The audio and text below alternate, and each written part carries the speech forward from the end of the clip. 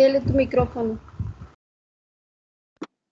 Buenas tardes a todos, gracias por estar aquí. Me llamo Elena y el día de hoy les voy a impartir una pequeña charla sobre los derechos de la mujer, los tipos de discriminación, violencia, entre otros. Para una mejor llamada de calidad, voy a apagar mi cámara y solo se queda la presentación. Bueno,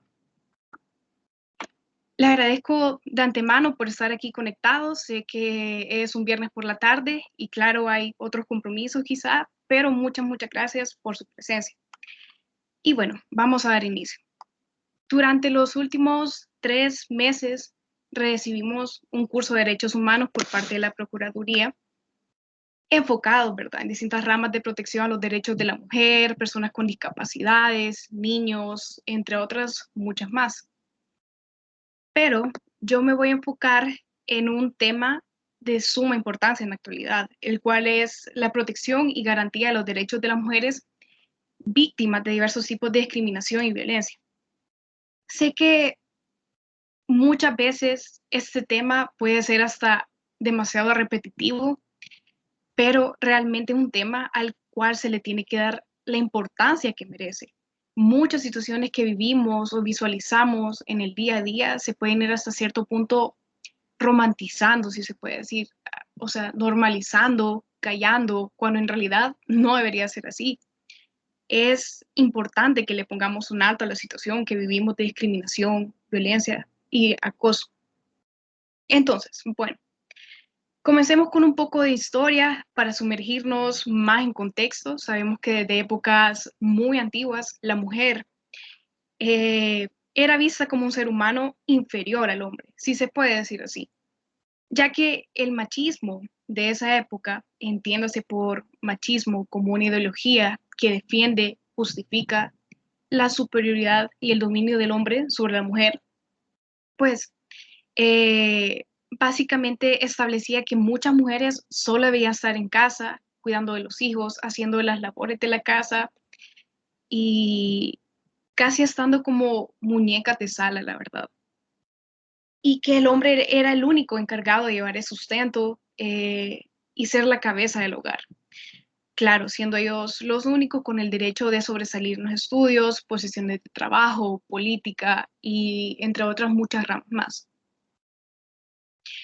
Es por ello que la Comisión de la Condición Jurídica y Social de la Mujer se reunió por primera vez en Lake Success, en Nueva York, en un febrero de 1947.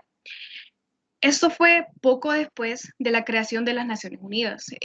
Afortunadamente, en aquel momento fueron 15 representantes gubernamentales que formaron la comisión y eran mujeres.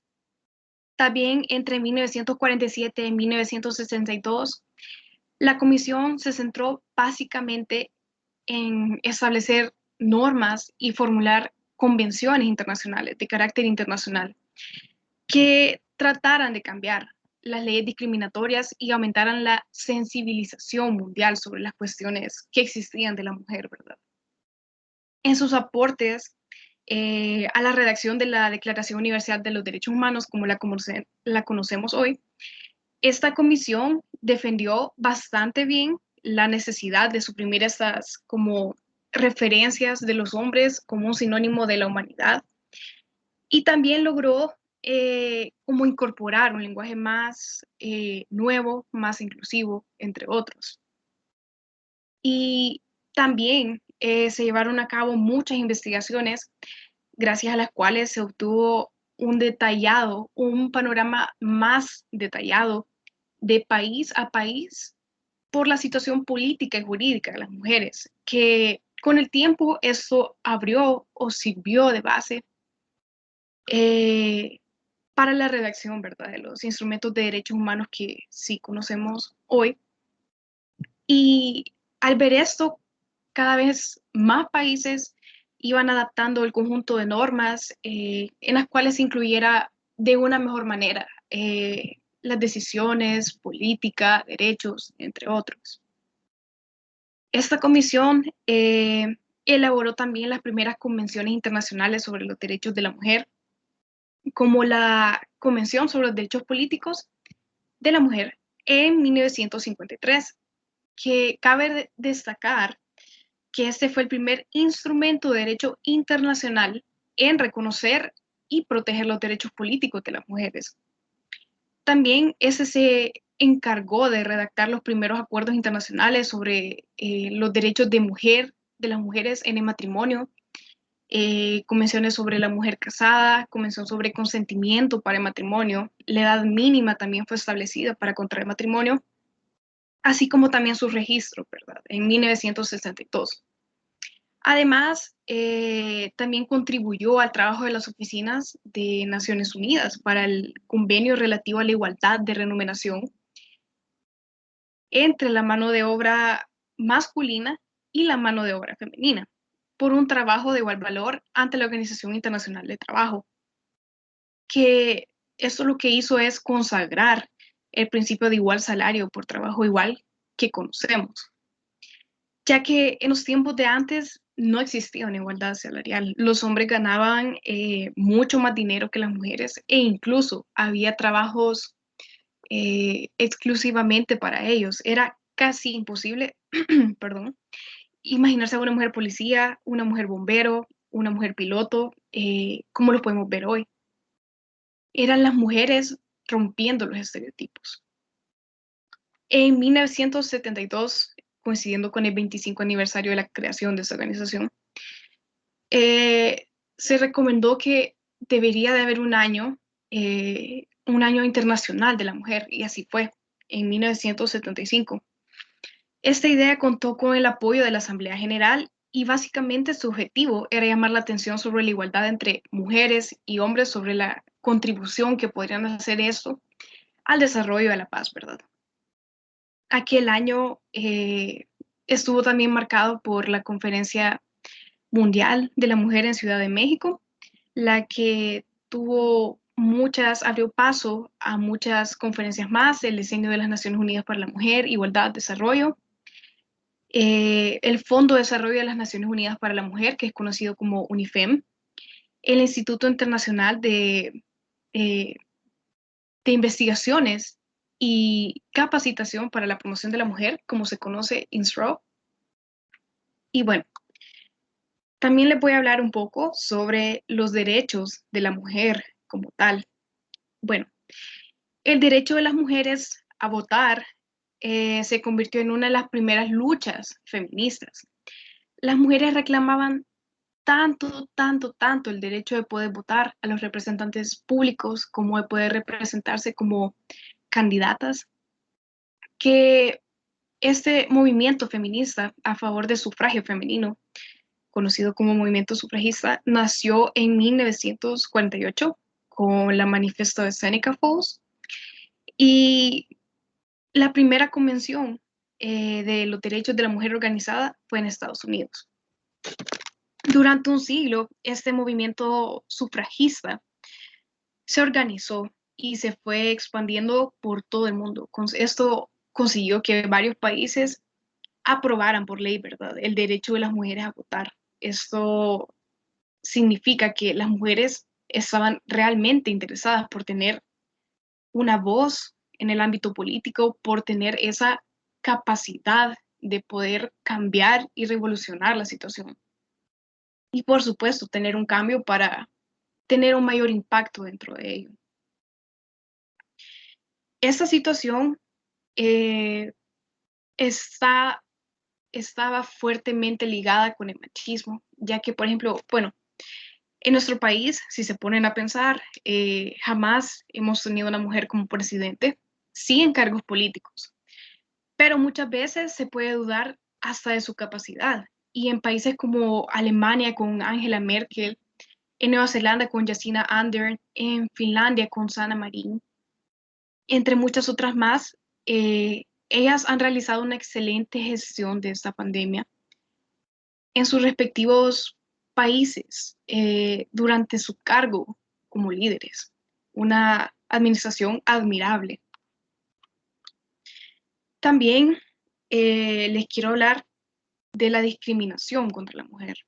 Bueno, actualmente todos sabemos que las mujeres sufren una gran discriminación, no solo a nivel nacional, sino que a nivel mundial. una situación de desigualdad general con los hombres, así como en numerosas ocasiones se pueden dar en sobrecargas laborales. Por ejemplo, podemos observar cómo muchas veces luego de llegar al trabajo, las mujeres tienen que llegar a preparar comida para sus hijos, atenderlos, hacer otras labores demás, y todo eso realmente eh, representa un cansancio, aparte de físico, mental. También cualquier sociedad del planeta utiliza la división de criterio sexual como para repartir las tareas productivas, reproductivas, de subsistencia, claro, otorgando las tareas productivas y en la esfera pública a los hombres, ¿verdad? Y las reproductivas y de cuidado a las mujeres. Así que estas quedan como enterradas en la esfera doméstica o privada. Por ejemplo, no sé si han escuchado o hemos escuchado que más de algún comentario que es como las mujeres solo sirven para cuidar, tener los hijos, mientras que el hombre es la única persona que puede sobresalir, brillar, tener una carrera. Hemos conocido más de alguna historia, quizá como eh, abuelitas que nos cuentan, ¿verdad?, cómo tenían la enorme cantidad de 7, 11 hijos. Y también, obviamente, podemos observar como muchas veces hay mujeres que son mamás, trabajan y llegan a hacer todas las labores de la casa, y cuidar a un bebé o niños en sí es una gran responsabilidad. Y claro, es algo realmente agotador. Pero bueno, también las mujeres constituyen menos del 10% de los miembros que conforman el Parlamento en un tercio de los países desarrollados. En estas economías de subsistencia, la mujer es la que realiza el trabajo más pesado, empeñándose más tiempo y contribuyendo muchas veces más a los ingresos familiares que hombres de familia, en algunos casos. Y esta desigualdad eh, de condición entre sexos es una de las causas más básicas de la pobreza, ya que en todas sus formas impide el acceso de cientos de millones de mujeres a la educación, a la formación, a los servicios de salud, servicios de parvulario, condiciones jurídicas que realmente les permitan escapar de ese problema. Como otra forma, tenemos el agravio salarial de la mujer. Bueno, el impacto de la globalización en el sector laboral se ha traducido como un empeoramiento de las condiciones que ya existían precarias, con salarios súper reducidos, mayoritariamente temporales, o en unas veces se dan contratos, bueno, no existen contratos laborales, no se da seguridad social, y bueno, todo ello se suma a una economía invisible que muchas mujeres practican. Y si se dan cuenta, esto sucede mucho en El Salvador. Podemos observar que muchas mujeres que laboran para el sector doméstico no ganan ni siquiera el mínimo, y sin prestaciones, sin servicios sociales, seguridad, realizando labores que verdaderamente requieren un tipo de esfuerzo como tal. Y bueno, la globalización, según un informe de UNIFEM, abre nuevas perspectivas para las mujeres instruidas que ejercen una profesión laboral, claro. Pero esto empeora la situación de las mujeres que no cuentan con los recursos o acceso al desarrollo. Básicamente esto lo que hace es feminiza la pobreza. Y en referencia al trabajo no remunerado, se han realizado numerosos estudios de manera realista en el trabajo, en el hogar, que es protagonizado por las mujeres. Y según una estimación de un estudio de 2013, 23 billones de dólares que configuraron la producción mundial de bienes y servicios, habría que sumar otros 16 billones que corresponden al trabajo generado por economías domésticas, tareas comunitarias, atención a niños, enfermos, discapacitados, ancianos. Y de esos 16 billones de dólares, 11 de esos habrían sido generados por el trabajo de las mujeres. Bueno, también otro tipo de violencia que podemos encontrar es la violencia económica. ¿Qué es la violencia económica? Pues corresponde cualquier acción o acciones, ya sean directas o mediante la ley, que buscan una pérdida de recursos de carácter económico, patrimonial, mediante la limitación, por ejemplo, que las mujeres no pueden tener propiedades o hacer uso de su dinero o derechos patrimoniales. Este tipo de violencia contra las mujeres es una de las más comunes, debido a que incluso en países con alto índice de desarrollo pasa. Y esto, la intención de esto es controlar el dinero o privar de los medios económicos para que una mujer viva de una forma autónoma. ¿Y qué hace esto? Pues básicamente permite crear la dependencia de la mujer hacia alguien más y no poder invertir o gastar su dinero en lo que ellas consideren necesario. También la violencia laboral. Este tipo de violencia está presente en decenas y decenas de países en donde se dificulta el acceso de las mujeres a puestos de responsabilidad laboral o se complica su desarrollo en empresa o estabilidad. Por el simple hecho de ser mujer, se pone en duda sus capacidades.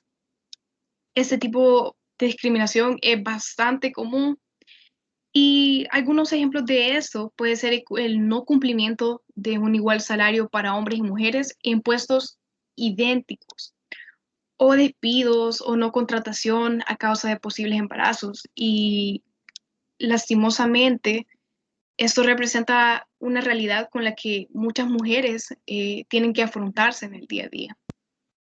Bueno, vamos con la violencia psicológica. Bueno, esta puede darse en todo tipo de contextos, si bien en la casa, la pareja, la familia. Menciono esto porque suelen ser los más comunes. Y consiste en cualquier acción que se sienta que degraden a una persona o controlan las acciones o decisiones. Este tipo de violencia contra la mujer no tiene por qué alcanzar el hostigamiento o humillación, sino que puede manifestarse como acoso, recepción, manipulación, aislamiento, produciendo, ¿verdad?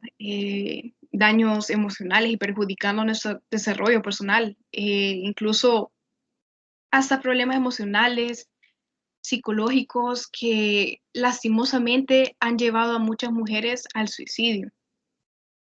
La violencia psicológica, en mi parecer, es definitivamente la puerta de entrada hacia otros tipos de violencia, como la física, sexual, ya que cuando el agresor hace creer que solo son palabras y que esa realmente es su forma de ser o de mostrar afecto, y por supuesto, al ver que la víctima como que refleja una respuesta de aceptación hacia dicho comportamiento, si podemos decirlo así, eso lo que hace es dar pauta a que se genere el siguiente tipo de maltrato, el cual es la violencia física.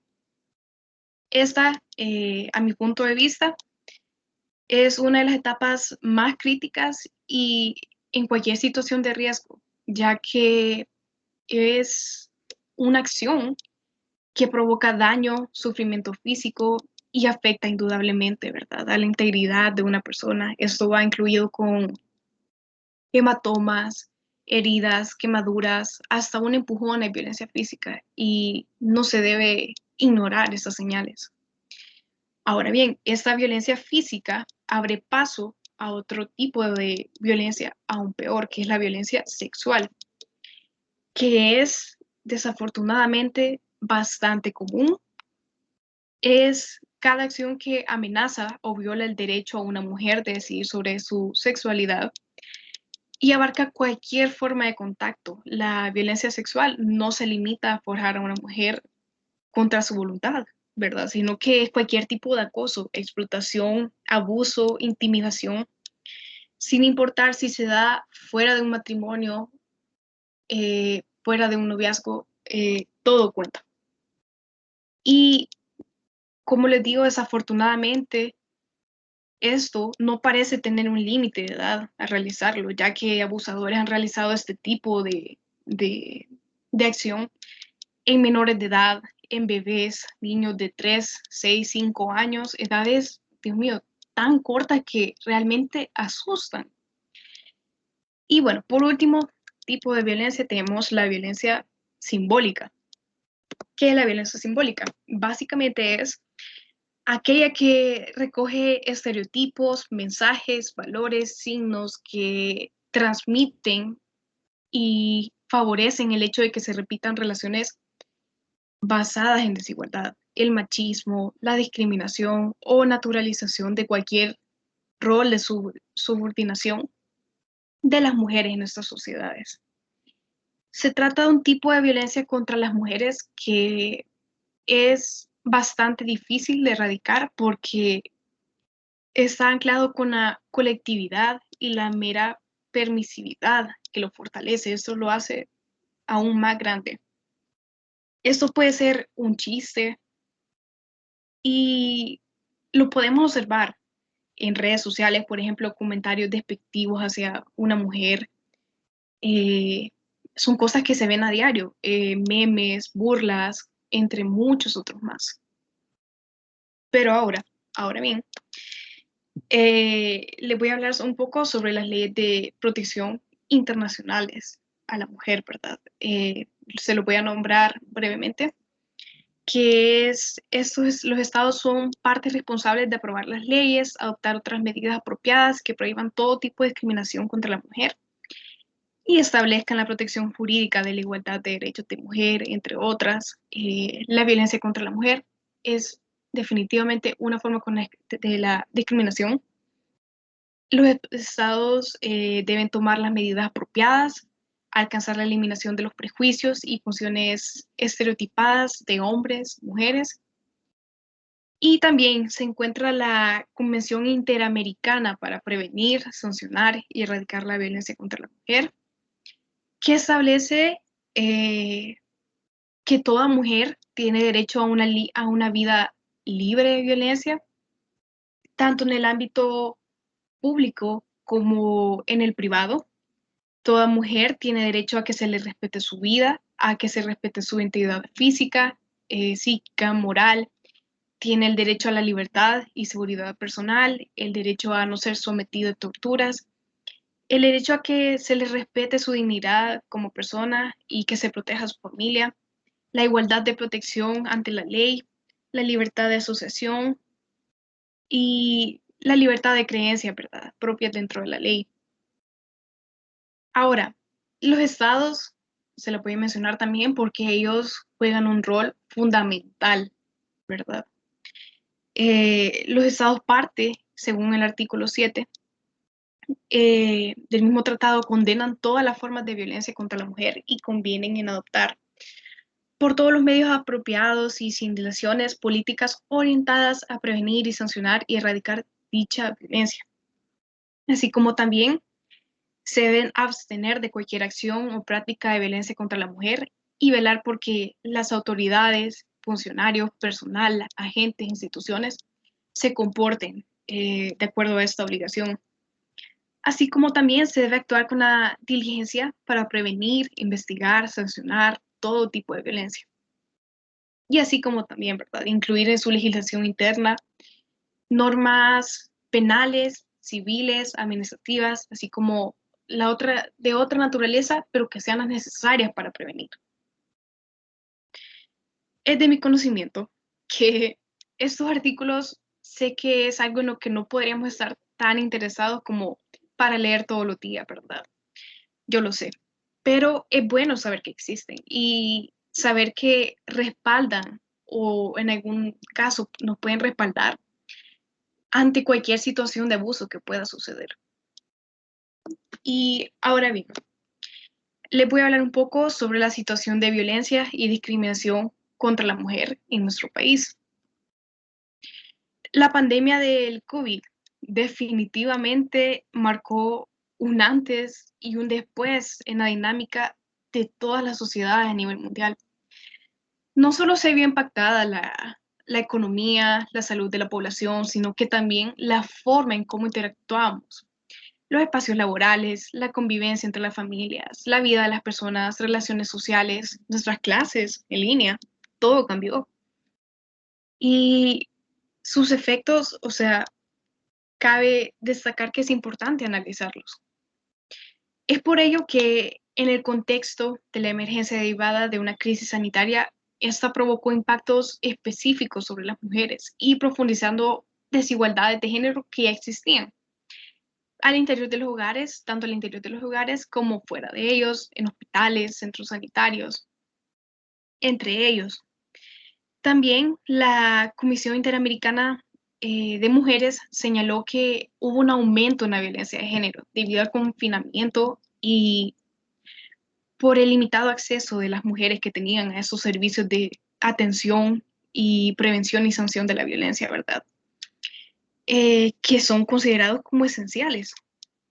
Y si bien la mayoría de los gobiernos realizó como las medidas correctas en el contexto de la emergencia, definitivamente se requiere tomar acciones extraordinarias, ¿verdad? Para atender la magnitud de esta situación, porque créanse o no, o sea, esto pasa todos los días, a cada hora, a cada minuto, en todo el mundo.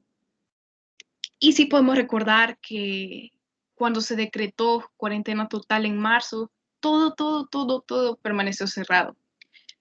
Claro, ¿verdad? A excepción de los hospitales. Entonces, muchas líneas de ayuda casi que quedaron incomunicadas, ¿verdad? Y como en una incertidumbre que estaba todo respecto a la reapertura, a lo cual obviamente los agresores tomaron ventaja de esto.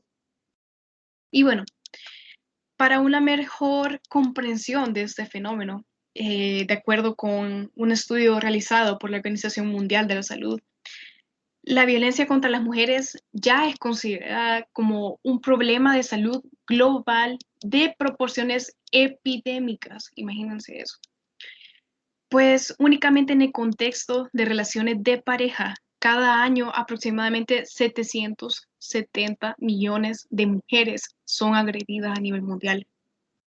Y bueno, en el actual contexto nacional provocado por la pandemia de COVID, tal como se los mencioné anteriormente, las circunstancias del confinamiento potenciaron los factores de riesgo de violencia contra las mujeres a un nivel individual, social, con el aumento del aislamiento, ¿verdad? Que tenemos y las barreras que, claro, se pusieron ahí para dificultar la búsqueda de ayuda y la activación de los mecanismos de denuncia. Eh, En El Salvador se decretó la cuarentena domiciliar, ¿verdad? ¿Se acuerdan? Como una medida sanitaria de respuesta ante la pandemia que inició en marzo y finalizó en junio, si no me equivoco. Y esta medida, al igual que otros países de América Latina, definitivamente representó desafíos institucionales para poder, como les decía, mantener activos los servicios públicos de atención a las mujeres, ¿verdad? Que enfrentaban situaciones de violencia. Bueno, y también, como hemos podido observar en las últimas semanas, gracias a una de las víctimas de tremenda atrocidad, un asesino en serie ha salido a la luz y esto con un aproximado de 50 personas, en su gran mayoría mujeres, que este tipo realizó severos delitos de asesinato, enterrando los cadáveres en una fosa séptica y él es conocido como Hugo Osorio. Eh, Hugo Osorio se dice que vivió muchos años en el mismo lugar, pero sin embargo siempre pasó desapercibido. Y básicamente todo eso ocurrió como una mina oculta bajo tierra, que estaba perfectamente diseñada y calculada para cuando la víctima finalmente hiciera contacto, se detonara. Y imagínense que él era un agente de la policía, pero fue destituido en 2005 por una demanda de violación a una menor. Y bueno, el psicólogo y especialista en crímenes sexuales, Oscar Vázquez, destacó que estas son características indudables de un psicópata. o mejor llamado, un afectado por trastorno antisocial de la personalidad, que estas pueden permanecer ocultas por mucho tiempo y realmente son difíciles de identificar, porque muchas veces las apariencias pueden engañar lastimosamente. Y también vivimos en un contexto social donde se normaliza la violencia. Y es cierto, o sea, vemos estas cosas, pero creemos que son asuntos como demasiado lejanos, domésticos, privados, y por lo tanto no nos metemos, ¿verdad? Pero realmente se debe actuar entre ellos en lo que podamos, porque es un asunto que nos compete a todos, es un asunto de convivencia a toda la sociedad en general. Ahora bien, eh, ¿cuáles son algunas organizaciones que brindan asistencia a mujeres en situación de riesgo? Bueno, como pueden ver en la diapositiva, está Ormusa, ISDEMU, Unimujer, ODAC, Ciudad Mujer y de todas las que podemos observar.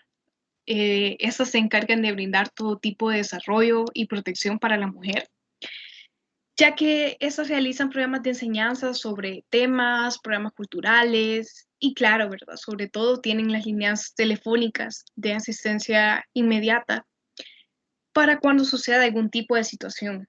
Y solo se hace la llamada y todas esas cuentan o siguen un protocolo o principios como los cuales son el principio de favorabilidad. En este caso, lo que se hace es que va a prevalecer la ley de protección que más sea más favorable hacia la mujer que enfrenta la violencia.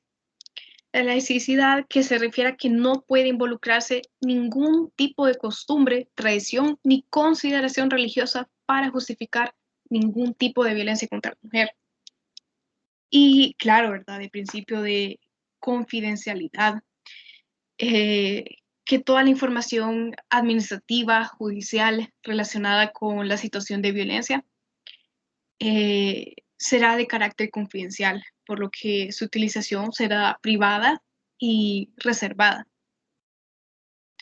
Esas son, entre muchas otras más, algunos de los principios que se siguen y que deben seguir las instituciones ante cualquier situación de denuncia o riesgo. Y bueno, para finalizar un poco, voy a abordar rápidamente el tema de cómo podemos ayudar a las mujeres víctimas de violencia o discriminación. Esos son algunos tips, si podríamos decirlo así, ¿verdad? Escuchar y creer a los sobrevivientes. Cuando una mujer comparte su historia de violencia, indudablemente está dando el primer paso y me atrevería a decir que el paso fundamental para romper el ciclo de maltrato. Por lo cual, ¿verdad? Debemos garantizarle un espacio o un ambiente seguro que necesita para hablar y ser escuchada. Conviene recordar que al tratarse de casos de violencia sexual, la seguridad, la vestimenta y la sexualidad de la víctima, pues son irrelevantes. El abusador es el único responsable de la agresión y debe asumir su responsabilidad por sí solo. También, entre otros tips, conozcamos los indicios de maltrato y aprendamos cómo podemos ayudar. Hay muchas formas de maltrato, las pudimos ver anteriormente, y todas ellas pueden dejar tanto secuelas físicas como emocionales sumamente graves. Y si nos preocupa una amiga y que ella pueda estar sufriendo o enfrentando de violencia o que se siente insegura junto a alguien, revísenos inicios de maltrato y aprendamos sobre las formas de cómo poder ayudarla a encontrar esa seguridad y apoyo. También iniciar una conversación. La violencia contra las mujeres y las niñas constituye una violación de derechos humanos que ha estado durante años presente en la historia. Es omnipresente, ¿verdad? Pero no es inevitable, lastimosamente. Claro, al menos que nos quedemos callados, en silencio. Pero si vemos a alguien que pueda estar en peligro y lo podemos de ayudar de una u otra forma, no debemos dudar en hacerlo. Todo cuenta definitivamente, todo tipo de apoyo, palabras, acciones que puedan favorecer y darle ánimo a la víctima o fuerza para hablar sobre su situación, ¿verdad? También enseñemos a las próximas generaciones y aprendamos de ellas. El ejemplo que damos a la generación más joven definitivamente va a impactar en la manera en la que esa piensa sobre el género, el respeto, los derechos humanos. Es importante que iniciemos conversaciones sobre los roles de género a una temprana edad, cuestionar los rasgos, características tradicionales que han sido únicamente asignadas para hombres y para mujeres, como los estereotipos, ¿verdad? A la que desafortunadamente los niños y niñas se enfrentan constantemente, no solo niños y niñas, sino que jóvenes, ya sea por los medios de comunicación, las redes sociales, en la calle, en la escuela, esto puede pasar en todos lados y tenemos que fomentar una cultura de aceptación y de respeto. Y por último, el último tip es ser responsable y exijamos responsabilidades a los demás, ya que la violencia se puede adaptar de muchas formas, incluso el acoso sexual en lugar de trabajo, espacios públicos. Es importante pronunciarnos como esos comportamientos no son correctos, los comentarios, chistes. Es importante hacerle saber a una persona cuando se está pasando de la raya y que existen límites, ¿verdad? Y como siempre, escuchemos a las sobrevivientes de este tipo de abusos y asegurémonos que tengan el apoyo que necesitan. Y como dato extra, me pareció un dato relevante que alrededor de todo el mundo, 87,000 mujeres fueron maltratadas por familiares. ¿Podrían imaginarse eso? Familiares. Esta cifra expone alrededor de 134 mujeres por día, cuando en realidad, pues, este número debería ser cero. Pero como repito, esto puede estar tan normalizado en círculos realmente íntimos que es como, ah, sí, así me molesta o me está demostrando afecto, cuando en realidad no es así. Estas no son conductas normales y eso da pauta a otro tipo de abusos. Y a modo de finalizar mi tema, voy a hablarles un poco sobre las conclusiones. Considero que este tema es bastante delicado, la verdad, porque hasta la fecha son muchas, pero muchas, creo que no podríamos ni imaginarnos la enorme cantidad de mujeres que no se atreven a hablar de ello por miedo al que dirán, ya que lastimosamente la mayoría de veces el peor enemigo de una mujer es otra mujer. He escuchado e incluso de cerca cuando una mujer cuenta su historia, ¿verdad?, de abuso. Y muchas mujeres dicen, ah, es su culpa, ella lo eligió, porque no habló durante todo este tiempo. No debe ser así. Realmente los abusadores pueden manipular tanto física como psicológicamente para no mencionar nada sobre ello. E incluso he leído como estos tipos amenazan a las mujeres, como si dicen algo, le van a hacer daño a su familia, a sus papás, a sus hermanas. Entonces, por esa y más razones, se hace todavía más difícil poder hablar sobre ello. Y claro, cuando podamos, dentro de lo que podamos, apoyemos a la víctima, ya que sé que puede ser muy difícil para nosotros como tal, que apoyemos un caso al 100%, ¿verdad? Ya que la mayor parte o peso debería ser tomado por y debería ser tomado por las autoridades judiciales, las cuales deben de actuar conforme a la ley. Pero no está de más definitivamente que brindemos nuestro apoyo moral, palabras de fuerza, ánimo, porque nunca sabemos cuándo una persona puede estar mal. Cada quien tiene sentimientos y formas diferentes de llevar su dolor, así que apoyemos más, tengamos más empatía. El mundo es un lugar bastante duro, entonces seamos más amables y hagamos nuestra parte como ciudadanos civilizados, responsables, que contribuyen a un mundo mejor. Por último, los quisiera dejar con una frase que realmente nos invita a reflexionar y a recapacitar sobre este tema.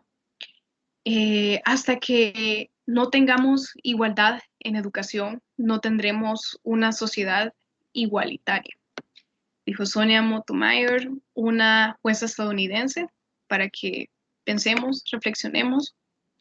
Y eso ha sido todo de mi parte. Les agradezco mucho por su tiempo y lo voy a dejar con mi compañera Yulisa, que le va a exponer sobre otro tema bastante interesante. Muchas gracias.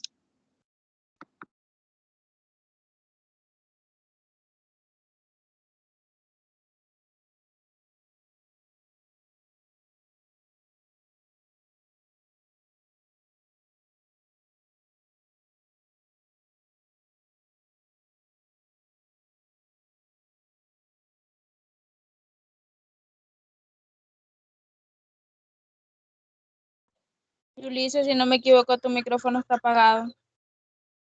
El micrófono está apagado. Gracias. Otra vez, soy Yulisa García. Muchas gracias por estar aquí presente, ¿verdad? Y gracias por la atención brindada a Elena. Siguiendo con el tema de los derechos humanos, les hablaré sobre la importancia y la defensa de la educación activa sobre derechos humanos sobre las personas discapacitadas. Voy a apagar mi cámara, pero aquí estoy. Entonces, primero les hablaré sobre un poco de historia en sí de los derechos humanos, que todo empieza con la Declaración Universal de los Derechos Humanos en 1948. Esta fue adoptada por las Naciones Unidas el 10 de diciembre de este año, de 1948. Los países miembros de las Naciones Unidas se comprometieron a trabajar juntos para promover los 30 artículos de los derechos humanos que por primera vez en la historia se habían reunido y sistematizado en un solo documento. En consecuencia, muchos de estos derechos en diferentes formas en la actualidad son parte de las leyes constitucionales de las naciones democráticas. Pero, ¿qué son los derechos humanos? Los derechos humanos son condiciones instrumentales que le permiten a la persona su realización. Esta subsume aquellas libertades, facultades, instituciones o reivindicaciones relativas a bienes primarios o básicos que incluyen a toda persona, por el simple hecho de su condición humana. Estos tratan de garantizar una vida digna, sin distinción alguna de raza, color, sexo, religión, idioma o nacionalidad o posición económica. Bien, la evolución histórica y conceptual de la discapacidad y el respaldo jurídico político internacional es un paradigma de los derechos humanos y cómo estos obtienen su accesibilidad, ¿verdad? Yo lo he resumido en 3 modelos, que son el modelo tradicional, el modelo de rehabilitación y el modelo de derechos humanos. El modelo tradicional es la concepción en sí de la marginación y el aislamiento. Es un denominador común en el sometimiento y la dependencia. Las personas que tienen alguna discapacidad se conciben como objeto de asistencia, protección o sujetos con problemas que requieren ser asumidos por el ámbito médico, sanitario o religioso. También está el modelo de rehabilitación. Este nace tras las 2 guerras mundiales y se afianzó después de la segunda. Este otorga a la persona con discapacidad un papel pasivo, o sea, que quiere decir que son receptores de servicios institucionalizados de rehabilitación, pero son decididos por profesionales, o sea, personas más de un alto rango les mandaron a tener esta rehabilitación, para que después ellos se vayan a la normalidad y regresen, ¿verdad? Para tener su vida y incorporarse a la sociedad. Y también, por último, el modelo de derechos humanos, que se salió a finales del siglo XX y a inicios del siglo XXI con que rompe con el modelo de dependencia y promueve que las personas con discapacidad asuman también una dirección de su propia vida en la sociedad accesible. También este modelo pretende la eliminación de las barreras arquitectónicas, actitudinales y de comunicación. Pero, ¿qué es la persona discapacitada? Un concepto es que son aquellas personas que presentan deficiencias físicas, mentales, intelectuales o sensoriales. a largo plazo, que al interactuar con el entorno se encuentran diversas barreras que pueden impedir su participación plena y efectiva, eh, pues en la sociedad y en igualdad de condiciones con los ciudadanos. Los tipos de discapacidad, estos habían muchos, la verdad, pero los traté de sintetizar en los más conocidos y estos serían la discapacidad física o motriz. Se refiere a la pérdida o la limitación que tiene una persona, ya sea por una enfermedad o por un accidente, para realizar actividades físicas y motoras, como lo es caminar, mover brazos, manos, pies. Un ejemplo de esto podría ser la distrofia muscular y la espina bífida. También está la discapacidad orgánica o visceral, y esta se refiere a la que es producida por la pérdida de funcionalidad de algunos sistemas corporales y suele relacionarse con los órganos internos de la persona. Eh, ya también puede ser con procesos fisiológicos y neurológicos. Esto puede ser de forma cognitiva o adquirida. Después tenemos la discapacidad sensorial, que esta es producida por una enfermedad o por un accidente y causa la limitación o deficiencia de las capacidades sensoriales, ¿verdad? Las que son visual y auditiva. La visual es la pérdida de la vista o la dificultad al ver con alguno de sus ojos, y la auditiva es la pérdida o limitación del audio para poder escuchar.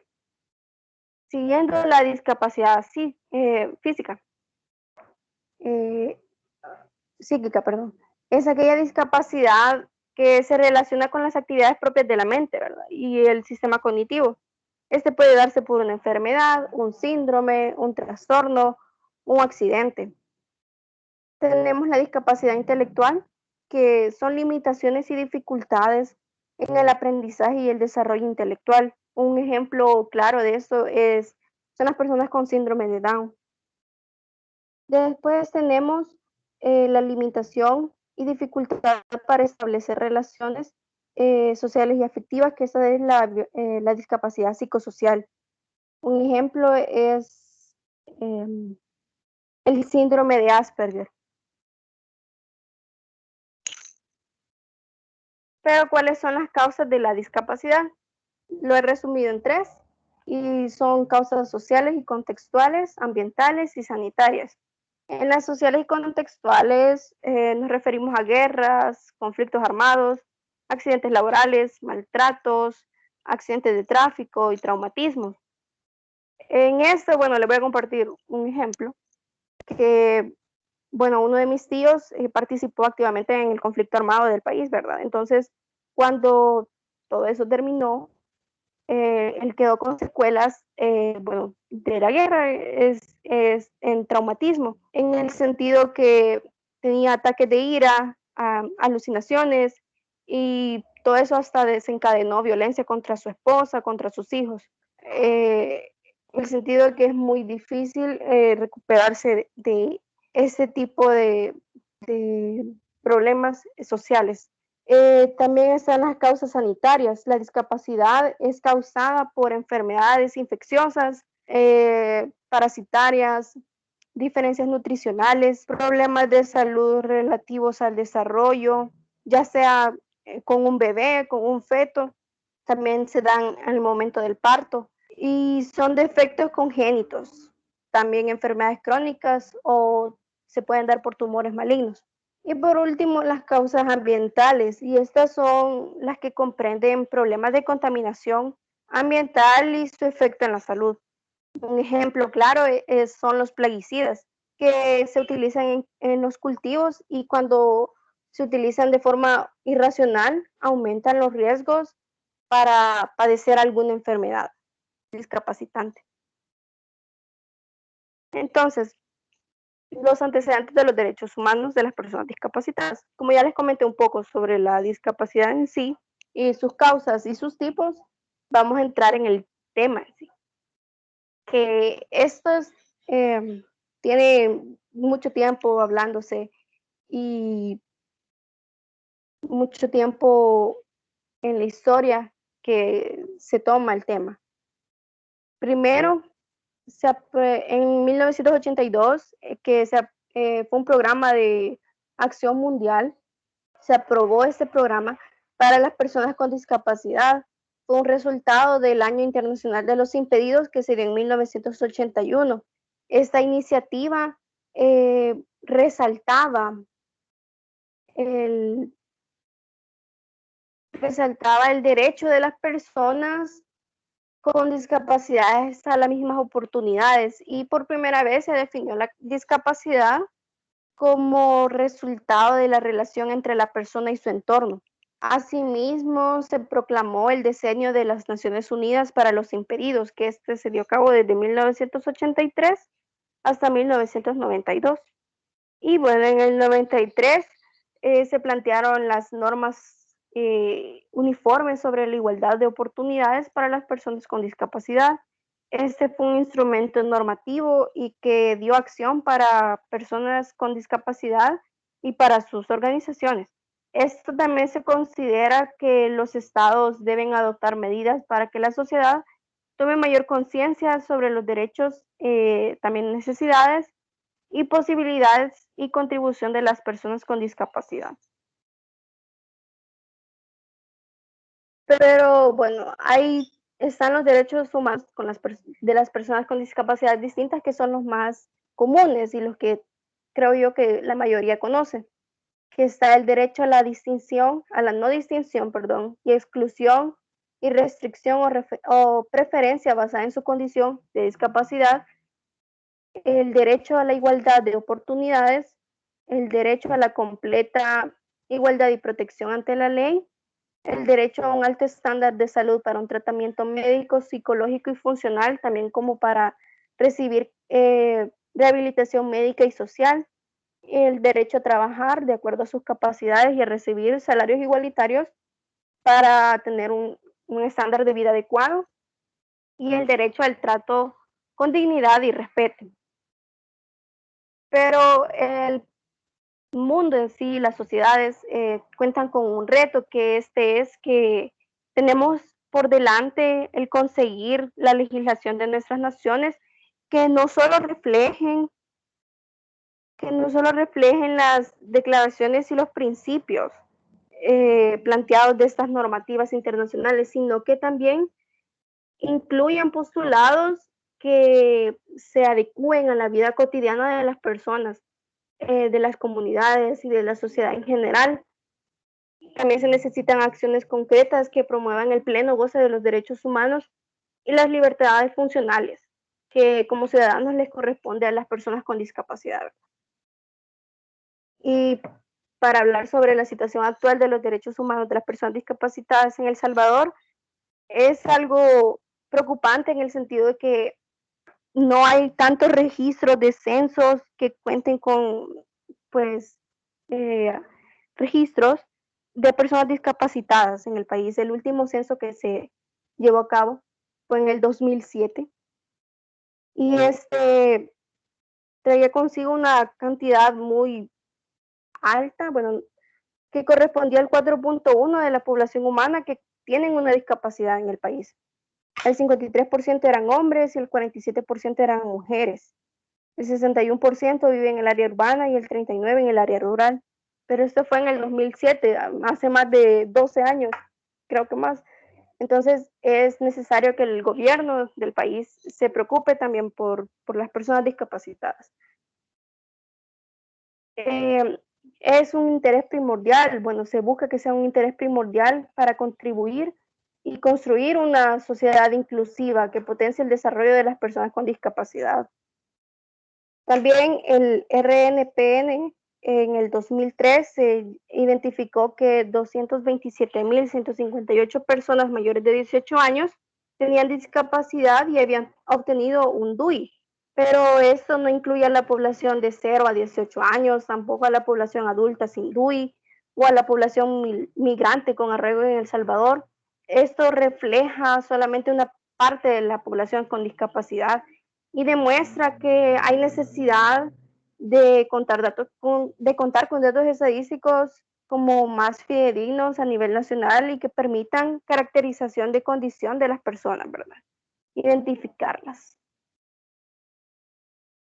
También bueno, están los derechos de las personas discapacitadas en el país, o sea, en El Salvador, que estas están retomadas en la ley.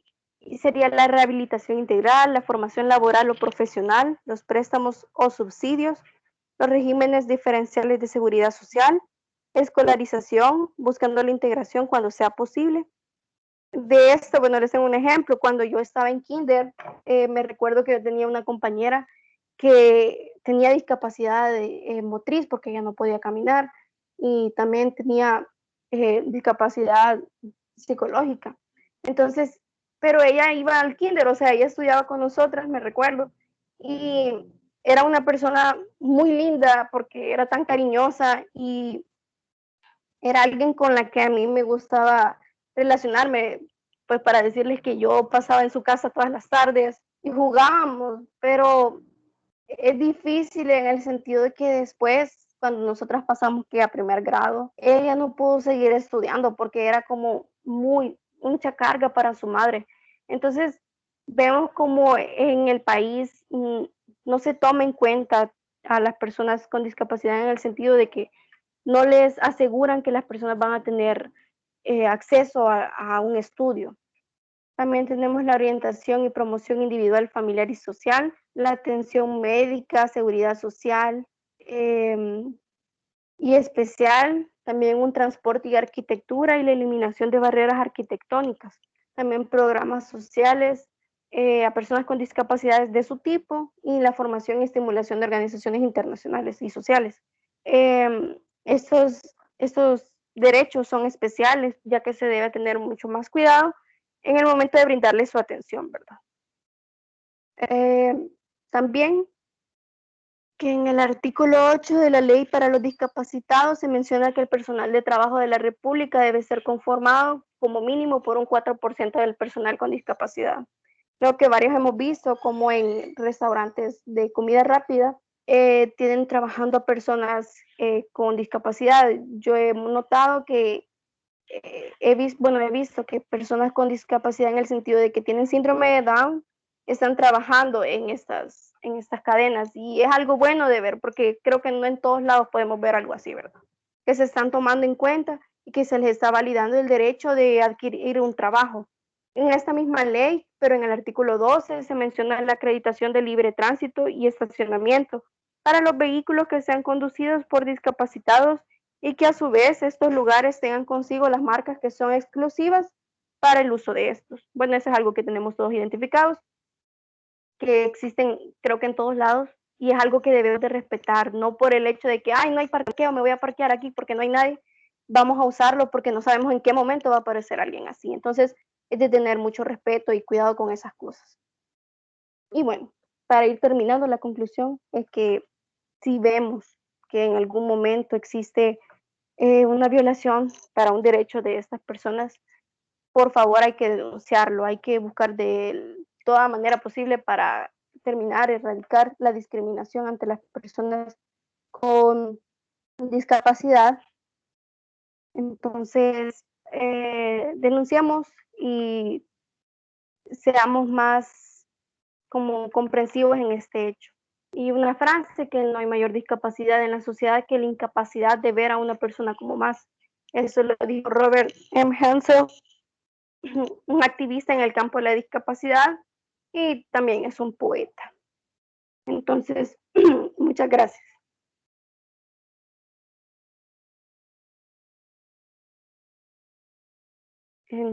No sé si tienen dudas, preguntas, ya sea para mí o para Elena.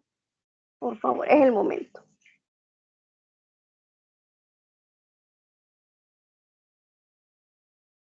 Todo claro, gracias.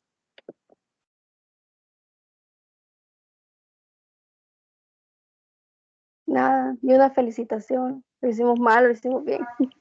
De mi parte, todo bien. Nada más queda felicitarlas porque han tocado temas que a pesar que muchos dirán, los derechos de la mujer son algo que mucho hoy en día se repite, pero a pesar de eso, siempre hay violación de derechos hacia la mujer. O sea, también estoy de acuerdo con ustedes que la educación hacia el derecho de la mujer se debería de empezar desde las escuelas, enseñarles desde un principio a los niños la importancia de la igualdad, ¿no? Entonces, igual de las personas discapacitadas, no verlas como algún fenómeno o algo, y nada más queda felicitarlas y todo bien. Gracias por tu comentario. Gracias, Boris. ¿Alguien más? Por mi parte, quería decirles que realmente me gustó bastante la presentación de ambas. Creo que dieron el tema de una manera bastante puntual. Fue muy conciso, pero al mismo tiempo realmente dieron a demostrar los problemas y todo lo que han aprendido. Así que súper genial y me encantó la seguridad con la que ambas hablaron. Fue un tema muy bonito. La felicito. Gracias, Paola, por tu bonito comentario. Gracias. ¿Otra duda? ¿Pregunta?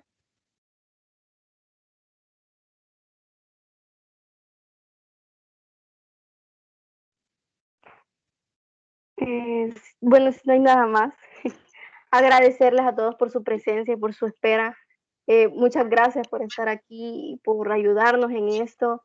Créanme que es algo que de verdad nos ha gustado trabajar aquí y pues exponerles cosas que tal vez no sean tan comunes de hablar, porque creo que todos lo damos por sentado, así como, sí, yo sé que existen las leyes para las mujeres o para los discapacitados, pero hasta ahí. Entonces es momento de que conozcamos más y que nos empapemos de información. Entonces, muchas gracias por su atención prestada y Sí, nos gracias vemos en por otro. estar aquí. Gracias por su Bueno, presencia. es cierto, después me pueden mandar un mensaje, bueno, yo les voy a enviar un mensaje a todos para que me den su nombre completo y su número de DUI, porque es algo que nos están pidiendo para de asistencia, ¿verdad? Entonces, eso, muchas gracias. Sin más, gracias por su atención. Feliz fin de semana a todos. Gracias a ustedes. Feliz día. Gracias, Feliz día. gracias. Gracias, Crisia, igualmente. Feliz día, gracias. Feliz noche. Feliz día, Gracias. feliz noche a todos. Gracias. Feliz tarde.